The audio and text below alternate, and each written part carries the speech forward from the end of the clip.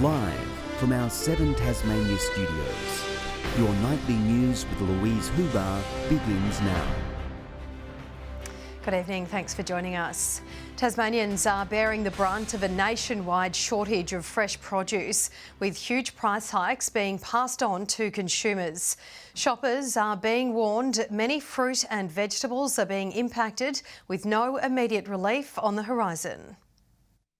Brett MACKAY has navigated the supermarket game through challenging economic times for more than 30 years. He knows exactly what a shortage means. Our supply price goes up because there's a shortage. The people that are growing still have their same expenses, but they've got to try and get that money back with less product.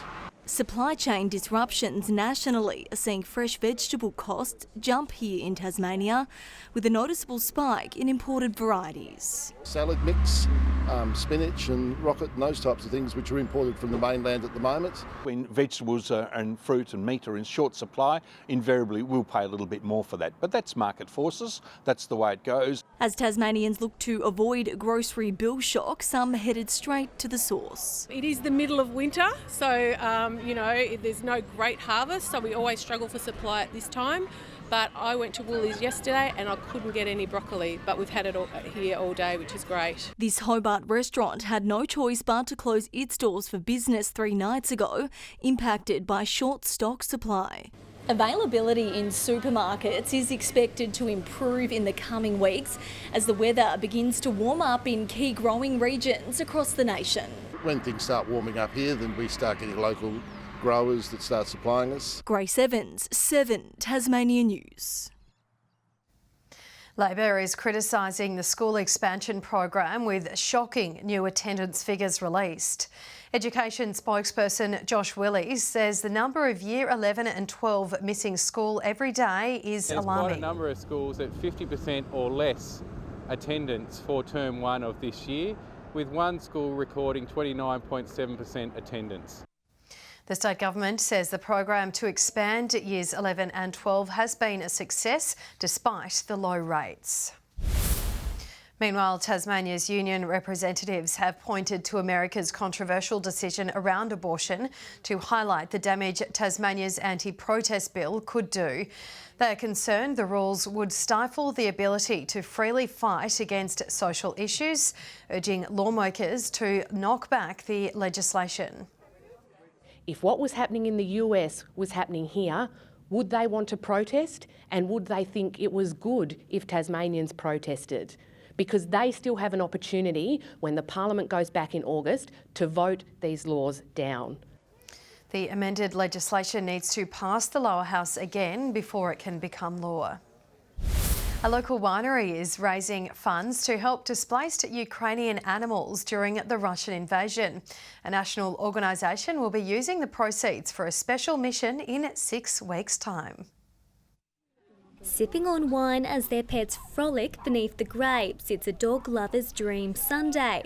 But Wobbly Boot Vineyard's Wine and Woofs fundraising event had a much greater cause, helping Ukrainian animals caught up in the devastating conflict. Most people have pets, a cat or a dog or a bird or something. What's happened to those animals? According to some of the agencies, there's well over 1 million animals that have been displaced. The proceeds pledged to the Australian War Animal Memorial Organisation. They have got together a container of animal supplies and medications, and that container is going to be shipped to Poland. Going with it is ex-zookeeper and Queensland Police Service dog handler Nigel ALLSOPP, who will remain in the southeast of Europe with a second colleague, working to distribute emergency relief to the country's abandoned wildlife. In the words of Gandhi, he once said, you can judge a nation by the way we treat our animals. They'll also be using the proceeds to purchase fresh feed on their mission and taking medical supplies that don't require veterinary administration, including flea, tick and first aid kits. Even if peace happened tomorrow, I think they'll still need aid for another year or so.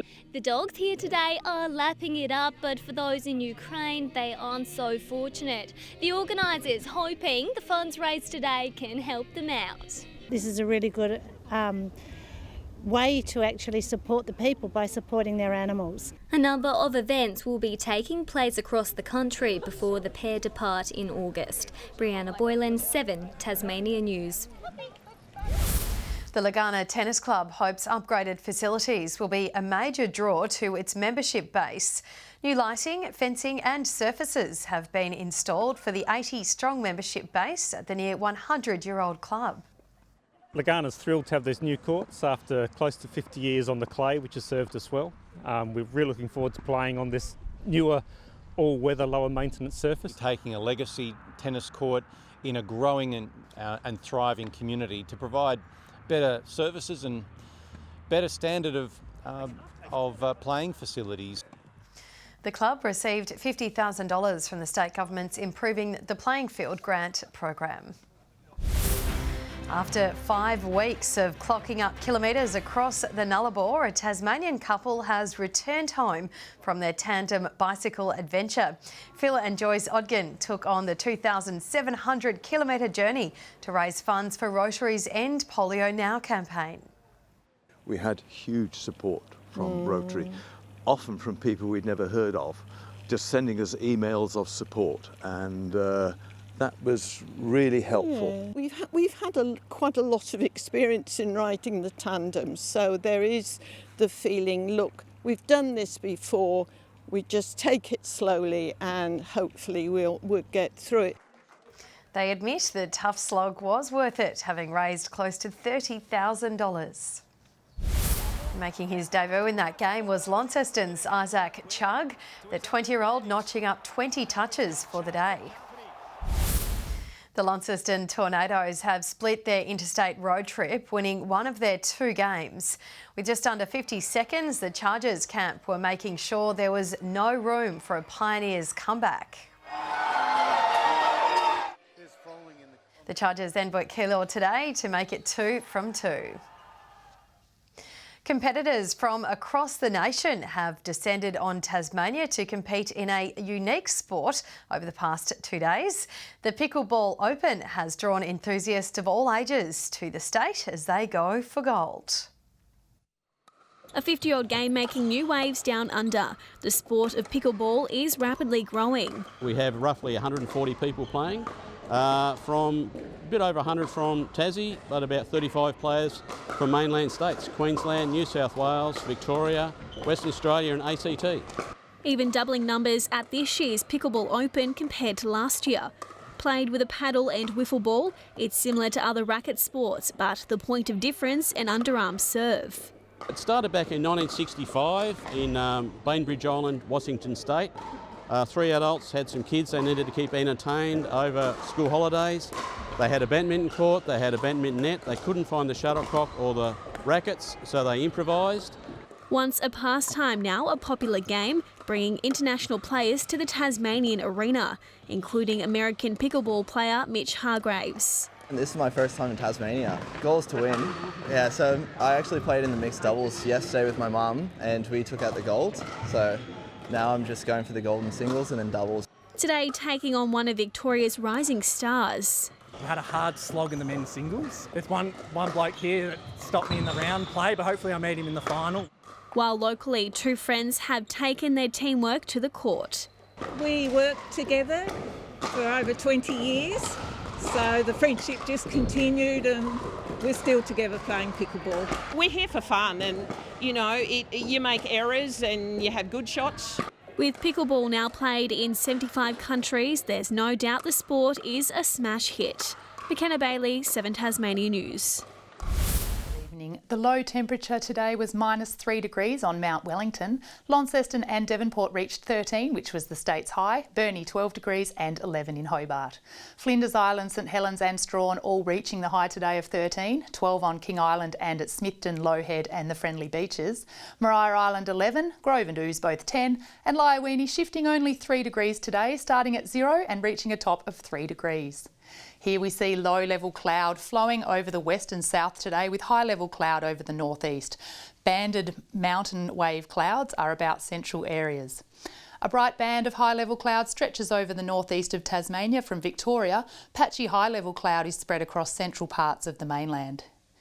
Tomorrow, a large high centred over southeast and South Australia extends over most of Australia, while a cold front moves over southwestern WA and a weak trough sits over far north Queensland.